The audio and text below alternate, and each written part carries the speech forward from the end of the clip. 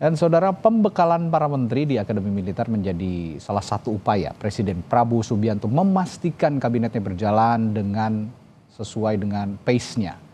Momen ini juga tidak hanya menjadi pembekalan materi untuk kabinet, melainkan kerjasama lintas kementerian dan beberapa sektor yang harus berjalan mulus. Seperti apa pembekalan ini dan seefektif apa ke depannya bagi pemerintahan Prabowo Gibran, kita ulas pagi hari ini bersama sejumlah narasumber yang hadir melalui sambungan virtual. Ada Guru Besar Ilmu Politik dan Keamanan Universitas Pajajaran, Profesor Muradi, dan Asisten Operasi Panglima TNI periode 2008-2010, yang juga anggota DPR RI periode 2014-2019, fraksi Partai Nasdem, Majen TNI Purnawirawan Supyadin Arisaputra. Selamat pagi Bapak-Bapak. Pak, Assalamualaikum warahmatullahi wabarakatuh. Waalaikumsalam warahmatullahi Pak Supyadin. Saya ke Pak Supyadin dulu nih Pak. Anda sebagai yang pernah juga menempa pendidikan militer di TNI begitu ya. Pembekalan menteri yang hari ini dilakukan di Akmil, menurut Anda akan berjalan seperti apa ke depannya? Jadi begini ya, untuk memulai pembicaraan kita, saya ingin mengutip kalimat bijak yang bunyinya seperti ini. Datang bersama-sama adalah sebuah permulaan. Bekerja bersama-sama adalah sebuah kemajuan. Dan tetap bersama-sama itulah kesuksesan. Nah, jadi dari kalimat bijak itu jelas ya apa yang disampaikan oleh Presiden Prabowo, ya Pak Prabowo, itu maksud dari kegiatan ini ya. Jadi paling tidak ini kalau kita lihat kegiatan-kegiatan seperti ini, ya itu analog dengan kegiatan sebesarnya seperti apa, camping, outbound, kemudian retret, ini sama sepertinya. Yang intinya adalah tadi saya bilang membangun kebersamaan. Selain itu juga merefleksi diri. Dan yang ketiga ini adalah untuk menjalin atau meningkatkan tanda petik lah disiplin ya, disiplin bagi seluruh menteri. Ya. Karena apa yang disampaikan oleh Pak Prabowo pada waktu pelantikan presiden di gedung MPR kemarin jelas kan, ada banyak sekali poin.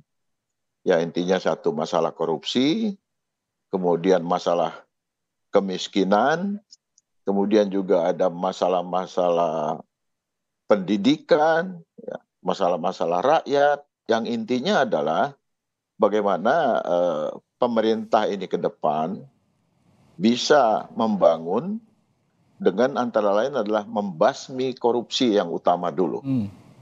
Ya, membasmi korupsi ini yang utama, karena inilah sebenarnya biang dari segala permasalahan yang mengakibatkan inefisiensi penggunaan anggaran. Ya. Jadi anggaran tidak tepat guna karena banyak dimanfaatkan untuk kepentingan-kepentingan institusi, kepentingan pribadi dan keluarga, termasuk untuk oligark kan gitu. Jadi ini menurut saya, jadi ini penting ya. Jadi dengan membangun kebersamaan ini, maka seluruh menteri dan wakil menteri ini paham betul apa yang dimaui oleh Presiden Prabowo. Nah, tanpa semangat kebersamaan ini sulit ya. Nah, apapun menurut saya, apapun yang dilakukan oleh Presiden Prabowo untuk membangun kebersamaan, maka outputnya nanti sangat tergantung sekali kepada sikap atau respon dari masing-masing menteri dan wakil menteri dalam menyikapinya itu kan gitu. Ya kalau nanti pulang dari Magelang ternyata juga tidak menghasilkan apa-apa yang diinginkan oleh Presiden Prabowo, ya kita hanya buang-buang waktu. Tapi kalau kita bisa meresapi ya, di sana ada latihan misalnya materinya ya Mas, ada latihan baris berbaris. Latihan baris berbaris itu bukan sekedar baris, tapi inti dari latihan baris berbaris itu adalah satu, melatih disiplin. melatih kepatuhan terhadap instruksi dan melatih semacam pendengaran kita. Kita mampu nggak mendengar perintah itu dengan benar dan mampu nggak melaksanakan itu dengan benar. Nah, itu inti daripada baris berbaris. Kemudian camping ini adalah memberikan pengalaman kepada kita bagaimana hidup kebersamaan ya dalam suasana yang terbatas tanda petik ya. Kemudian campur yang muda dengan yang tua kan gitu. Ya. Ini menurut saya sangat bagus kegiatan ini begitu, Mas. Oke, begini Pak Supyadin, ini kan yang mengikuti kegiatan ini, pembekalan ini sebenarnya juga bukan orang-orang yang baru di pemerintahan begitu. Banyak dari mereka yang juga sudah berkecimpung di pemerintah, menjalani praktik birokrasi, lalu juga berkoordinasi antar lembaga, antar kementerian begitu ya. Nah, apakah selama ini juga memang ya sifat ego sektoral itu masih kental di pemerintahan kita, terutama di kementerian-kementerian? Anda melihatnya bagaimana? Ya, saya melihat itu ya. Jadi kadang-kadang kita melihat ya ada Menteri A ngomong ini, Menteri B ngomong lain, padahal pada bidang yang tanda petik sama begitu ya koordinasinya. Nah ini yang tidak boleh terjadi. Jadi ke depan itu memang harus sama-sama, ya. Tidak boleh ada ego sektoral karena pada dasarnya, Mas, tidak ada pekerjaan yang bisa dikerjakan oleh sektoral. Ya. Semua memerlukan koordinasi, semua memerlukan sinergi. Makin baik koordinasi, makin baik sinergi kita, maka outputnya juga akan semakin baik. Gitu. Memang kegiatan seperti ini ada beberapa pihak yang mengatakan, kenapa tidak di Lemhanas? Ya. Nah, itu memang pendapat-pendapat. Tapi outputnya bukan itu. Ya. Jadi kegiatan itu yang penting adalah tadi saya katakan membangun kebersamaan. Bahwa kita sama-sama ya untuk menuju perubahan yang lebih baik yang diinginkan oleh Presiden Prabowo. Outputnya ke sana saya kira ya. Ya, berjalan bersama-sama untuk mencapai sukses bersama-sama begitu kira-kira pesan yang disampaikan oleh makna kiasan yang diungkapkan oleh Pak Supyadin tadi. Dan saya melihat juga ini outputnya diharapkan kan ada soliditas begitu ya, lalu juga kerja-kerja kolektif. Saya juga minta pandangan dari Prof. Muradi nih, Prof. Kalau memang yang ingin dicapai gitu, ini kerja-kerja kolektif seperti yang Pak Supyadin katakan tadi, lalu juga kesuksesan bersama, tidak ada ego sektoral. Apakah metode seperti ini yang sudah paling tepat memang dijalankan di era pemerintahan Prabowo? Ya, kalau saya melihatnya 3 hal, Mas. Yang pertama memang saya agak menambahkan Pak Supyadin ya, bahwa sebenarnya lebih pada soal ini bagaimana memahami leadership style-nya Pak Prabowo. Selama ini kan kesan itu yang kemudian tidak bisa lepas dari beliau, keras, kemudian misalnya emosional dan sebagainya. Dan yang seperti itu yang kemudian coba diintegrasikan dalam struktur kabinet yang ada. Ini kan saya mencatat misalnya ada hampir 38 politisi ya, kader partai. Ada sekitar 30 lebih, 35 kalau tidak salah, itu adalah profesional. Kemudian juga ada beberapa belasan relawan. Kemudian juga ada yang lain, mantan polisi dan mantan tentara. Artinya memang ini kan keranjang yang sama dalam situasi yang sebenarnya tidak bisa kemudian mudah langsung ditarik ke sana ke sini ya oleh Pak Prabowo. Apalagi Pak Prabowo punya style yang memang nggak bisa berubah. Seperti tadi Pak Sabni sampaikan, misalnya di tentara itu ya udah lebih dari 30 tahun berkarir, itu ya nggak akan berubah. Nah, tinggal masalahnya adalah bagaimana acara ini itu bisa kemudian minimal, kalau saya kan minimalnya ada ice breaking ya. Ada upaya untuk melakukan guyup supaya satu dengan yang lain, kalaupun tidak bisa koreksi dengan detail, minimal ada yang namanya pemahaman masing-masing apa yang mereka menjadi lakukan. Pertama, berkaitan soal, saya nyebut sebagai sebagai memahami apa yang memang arah gerak pikirannya Pak Prabowo. Itu yang saya kira tidak semua mengerti. Terutama misalnya saya juga mencatat ada hampir sekitar 12 sampai 15 orang itu mantan aktivis yang memang pernah ngalamin dinamika yang tidak cukup baik selama waktu tidak aktivis. Waktu itu Pak Prabowo masih menjadi tentara aktif. Ini juga situasi yang saya kira nggak mudah. Hanya memang dalam dinamika tadi yang Pak Sob sudah disampaikan, ini hanya caranya saja. Ada julid malah, saya kata gitu ya nanti ya, ada pembekalan dan sebagainya. Tapi kalau melihat materinya kan sebenarnya materi-materi kepemimpinan ya, materi kemudian bagaimana tidak korupsi, bagaimana nggak melanggar HAM, bagaimana good governance dan sebagainya. Hanya memang dibungkus dalam bentuk yang sifatnya ada outbound begitu kira-kira.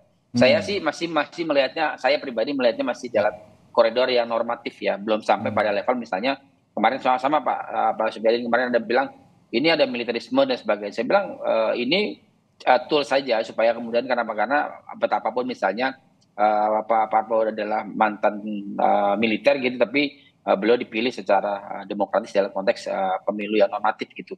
Artinya secara proses saya kira nggak masalah. Yang kedua saya kira perlu dicatat juga ini menyangkut soal bagaimana kemudian daya terima dari masing-masing menteri. Karena begini, usia para menteri kan saya catat ada dari 35 sampai kemudian misalnya hampir 63, 65 ya, bahkan ada yang 70 tempat Safri 70 tahun lebih.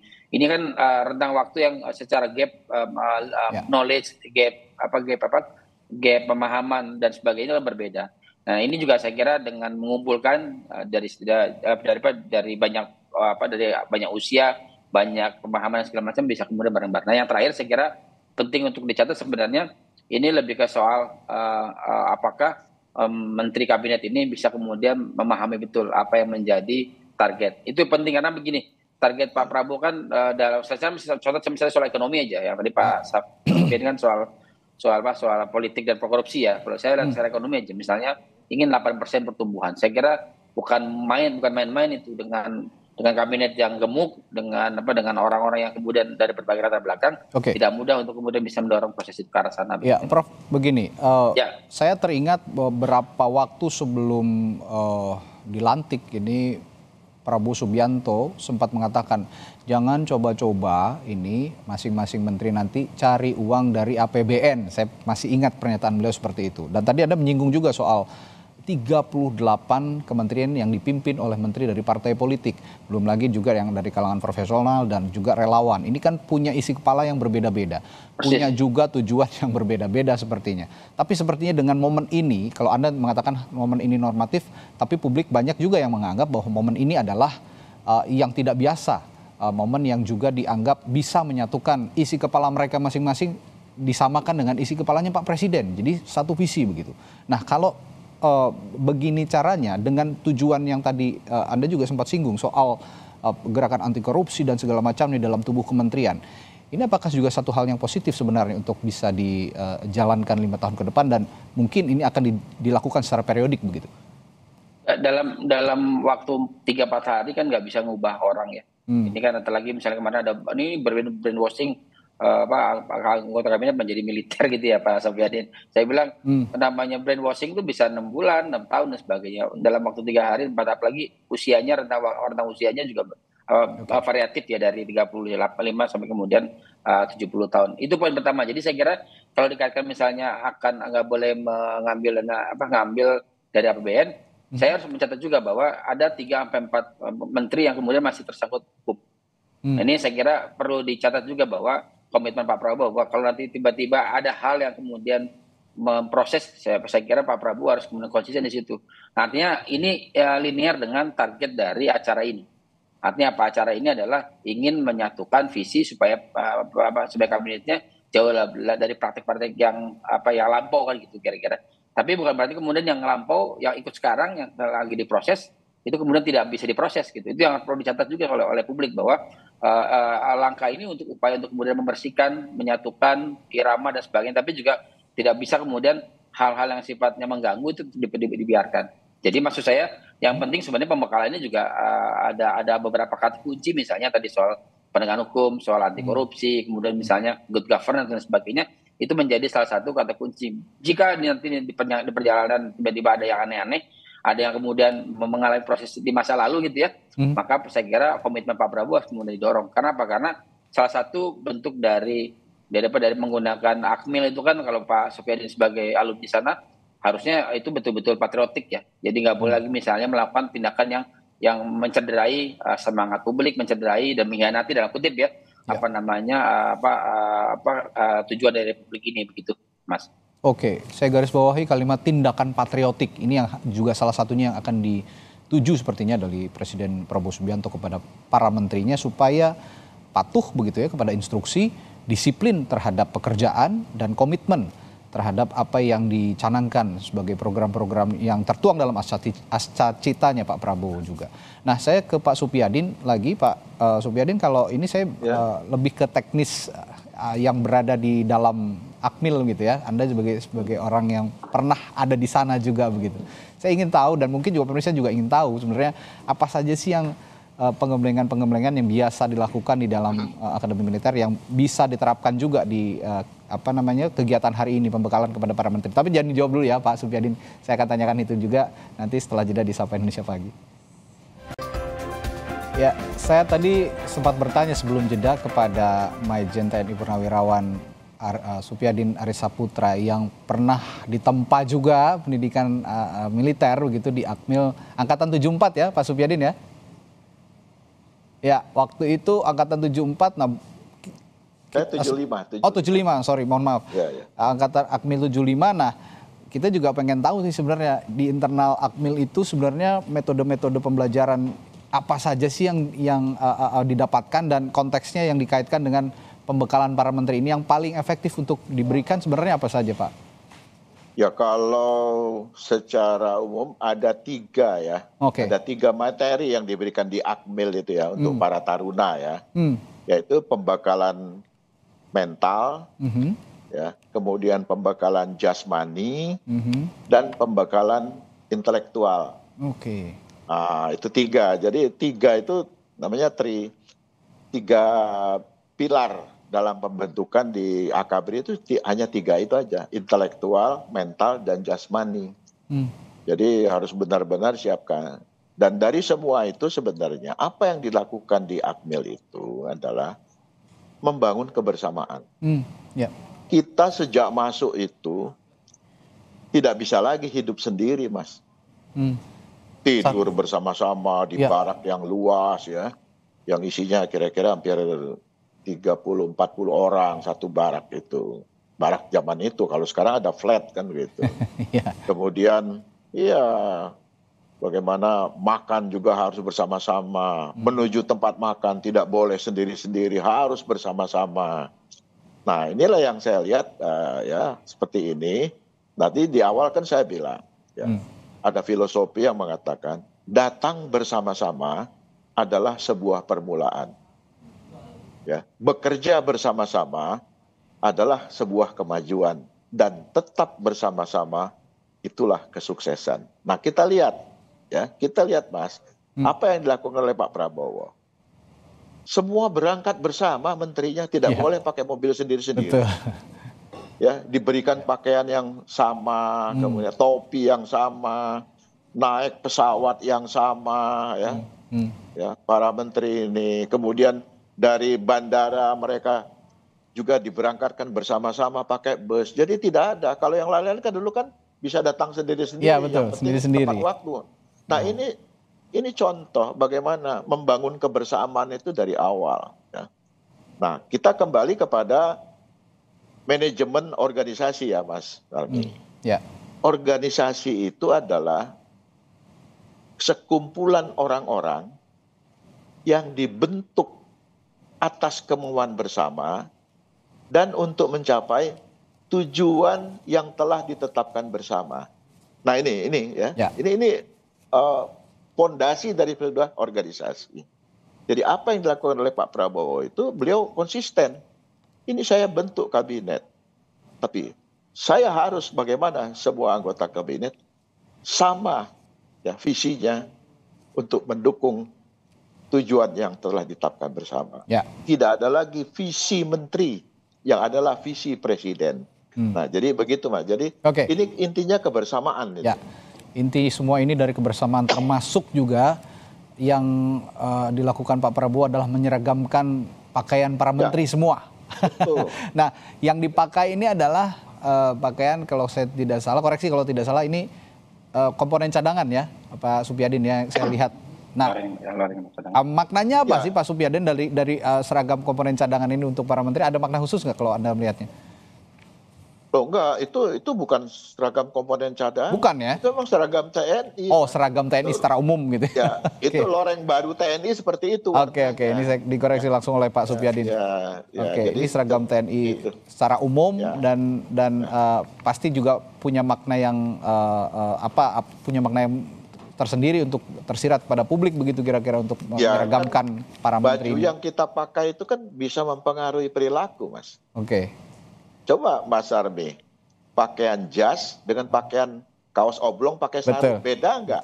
Ya, ada sisi psikologis itu ya Pak. Iya, ada psikologisnya. Begitu dia pakai baju loreng, dia merasa saya ini harus punya disiplin kan gitu. Nggak bisa pakai baju loreng terus jalan sambil rokok sambil jalan, makan sambil jalan dan sebagainya kan, ngomong seenaknya. Ini jadi baju yang kita gunakan itu sangat mempengaruhi apa yang harus kita lakukan gitu Mas.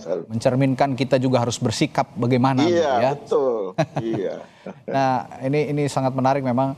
Saya sepakat bahwa ini adalah untuk memberikan unsur kebersamaan pada para menteri karena memang selama ini banyak yang sendiri-sendiri, balik lagi ya. Inti dari permasalahan ini adalah inti dari tujuan pembekalan ini adalah kebersamaan.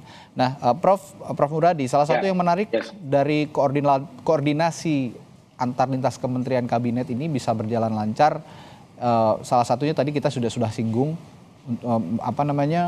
menjadi cara untuk menghindari celah korupsi maupun tindak KKN lainnya. Anda sepakat dari anggapan orang bahwa ini adalah pintu awal untuk mencapai cita-cita yang tadi, tujuan-tujuan yang tadi, menghindari celah korupsi maupun juga tindak KKN.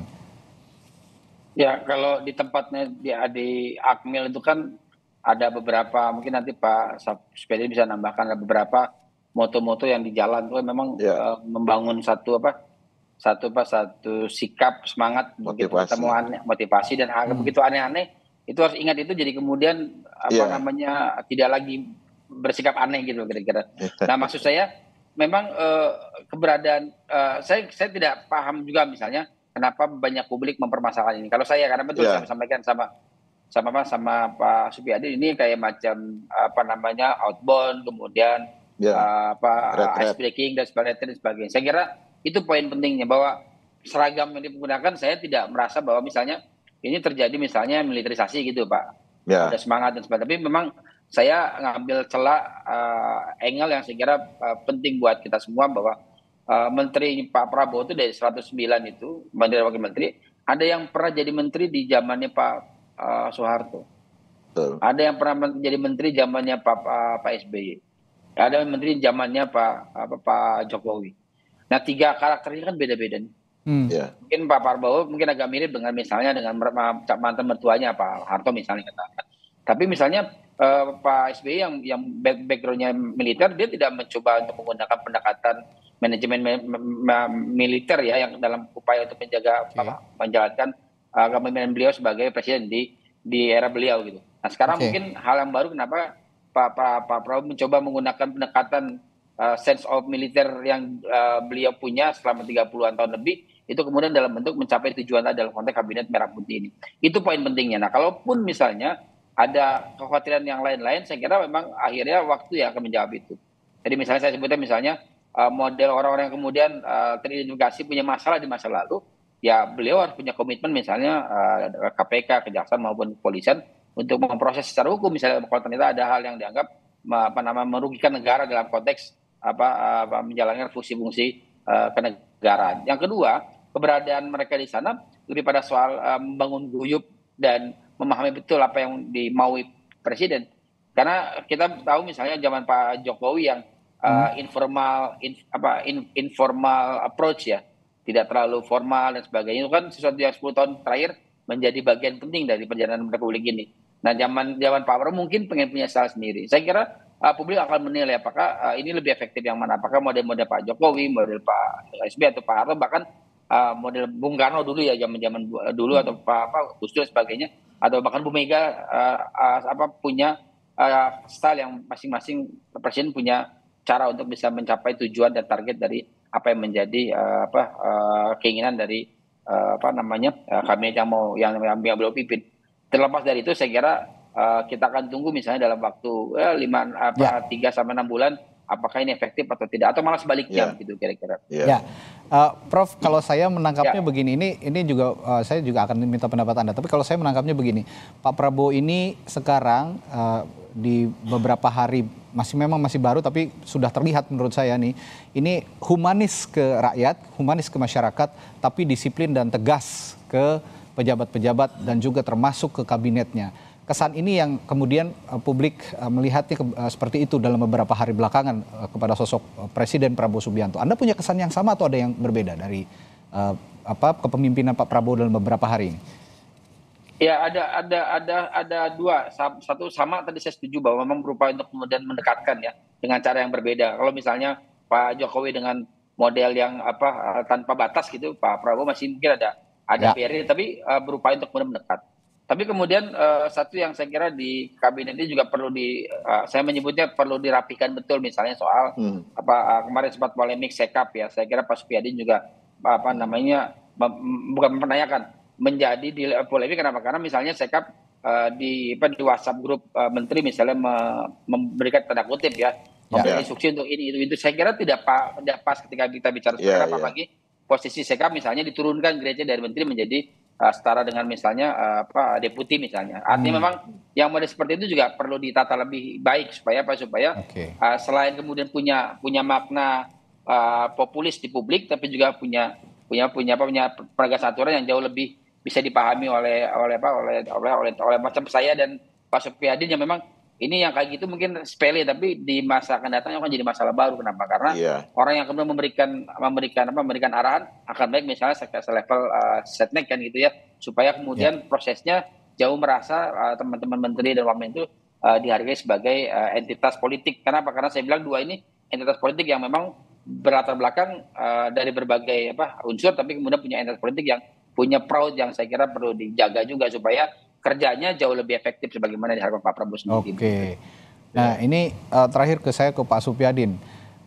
Pak, kalau lihat seorang taruna, seorang anggota TNI, ini kan kita tahu punya jiwa korsa, tadi juga sudah disinggung. Ini semua tujuannya memang untuk kebersamaan, tidak ada yang terbelakang, tidak ada yang paling depan, sama-sama maju bersama begitu.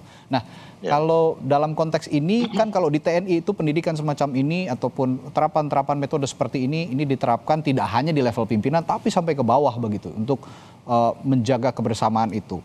Menurut Bapak sebagai orang yang juga pernah mengenyam pendidikan militer begitu dan diterapkan dalam sistem birokrasi di pemerintahan, perlukah nanti pemimpin-pemimpin di kementerian ini juga menerapkan hal yang sama kepada orang-orang yang berada di bawahnya, Pak? Ya, saya kira tidak secara langsung ya. Masing-masing pemimpin itu, masing-masing menteri, wakil menteri kan punya latar belakang yang berbeda. Tapi paling tidak setelah mereka datang ke Akmil, kan mereka juga akan diperlihatkan bagaimana kehidupan taruna ya. Pasti itu saya lihat. Bagaimana taruna saat makan bersama, bagaimana taruna dari barak-baraknya menuju kelas. Mereka tidak bisa jalan sendiri-sendiri, harus dalam bentuk barisan bersama, bahkan harus lari kan begitu untuk menjaga kesehatan. Nah, saya pikir hal-hal seperti ini nanti ya tanpa harus seorang menteri atau mengatakan, mengumpulkan kepada staf-staf yang ada di kementeriannya, tapi cukup dengan memberi contoh bahwa setelah dia bersama-sama kumpul di Akmil itu ada perubahan sikap ya, ada perubahan cara bicara, ada perubahan bagaimana cara mengatur orang kan begitu. Ya. Nah, ini sangat penting ya. Jadi sekali lagi saya di awal sudah katakan, apapun pembekalan yang diberikan oleh Presiden Prabowo, outputnya kembali lagi kepada pribadi masing-masing. Mau tidak? Ya. Apakah mereka datang ke sana hanya sekedar? Karena kalau kita lihat kan latar belakang mereka ada berapa jenderal di sana kan itu. Kemudian menteri-menteri yang senior, tanpa harus diberikan pengertian-pengertian secara detail. Mereka sudah paham kok apa yang harus mereka lakukan, karena mereka bukan seperti Taruna. Ya kalau Taruna kan dia harus di brainwashing, dinolkan itu sikap mentalnya. Nah kalau menteri ini kan tidak, tetapi lebih kepada bagaimana mereka pentingnya membangun kerjasama antar kementerian. Sekali lagi, tidak ada pekerjaan kementerian satupun yang bisa dikerjakan secara sektoral. Mereka membutuhkan koordinasi dengan yang lain-lain, kan begitu. Nah, makanya ada Menko segala macam. Jadi ini penting, Mas, ya. Jadi apa yang dilakukan oleh Presiden Prabowo, sekali lagi, ini wajar beliau melakukan gitu karena latar belakang beliau militer. Tapi ini bukan militerisasi. Intinya adalah bagaimana membangun disiplin. Disiplin adalah kunci utama untuk mencapai keberhasilan. Maka di militer selalu ada filosofi yang mengatakan disiplin adalah napasku. Ya. Nah, itu bahwa tanpa disiplin kita adalah manusia-manusia yang mati. Sehingga nanti ke depan para menteri ini dia hadir dalam rapat-rapat itu tidak mungkin datang terlambat mereka. Apapun mereka tinggal dimanapun, mereka akan berusaha menepati waktu. Paling tidak 30 menit sebelum rapat dimulai mereka sudah ada di sana. Nah terkait tadi dari Pak Muradi saya sampaikan sedikit. Apa yang disampaikan oleh Seskap ini memang kurang pas ya. Jadi kalau Seskap yang notabene di bawah menteri ya, ingin memberikan sesuatu peringatan kepada menteri, tidak perlu disampaikan secara terbuka di muka publik. Karena itu juga akan menjatuhkan kredibilitas sang menteri. Tetapi menterinya sendiri juga harus jeli.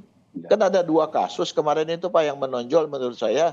Ya, satu, ya Menteri Yuandri ya.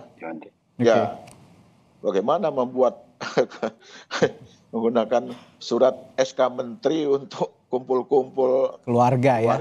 Kan. Ini memang tidak elok. Yang juga harus dihindari ya memang hal-hal seperti ini. Dan hari ini ada di Magelang, ada di Akmil untuk menjalani pembekalan juga untuk menghindari hal-hal semacam demikian. Hal-hal indisipliner semacam demikian. Nah, jadi memang tema besarnya, garis besarnya ada kebersamaan, disiplin untuk tadi juga bahwa ada masalah-masalah korupsi karena menurut Pak Subriyadin ini adalah akar masalah soal inefisiensi penggunaan anggaran. Hal-hal seperti ini akan insya Allah akan juga bisa terhindar jika memang menteri-menterinya disiplin, patuh pada aturan dan juga punya visi untuk memajukan bangsa secara bersama-sama karena prinsipnya kebersamaan. Baik, terima kasih Bapak Maijen TNI Purnawirawan Supyadin Arisaputra, lalu juga Profesor Muradi dari Universitas Padjadjaran telah berbagi perspektifnya pagi hari ini. Dan pagi ini saya mendapat kabar terbaru ini, mereka sedang sarapan menikmati nasi kotak dengan menu gudeg katanya. Ini satu hal yang sederhana yang bisa juga jadi contoh untuk kita semua dan para menterinya dan dilakukan bersama-sama. Makan bareng dengan presiden dan wakil presiden juga katanya. Iya, nggak boleh makan sendiri-sendiri. Oke, ini dilakukan secara bersama-sama. Semua menunya sama, nasi kotak isinya gudeg katanya. Oke, terima kasih Bapak-bapak. Sehat selalu, sampai jumpa lagi lain waktu.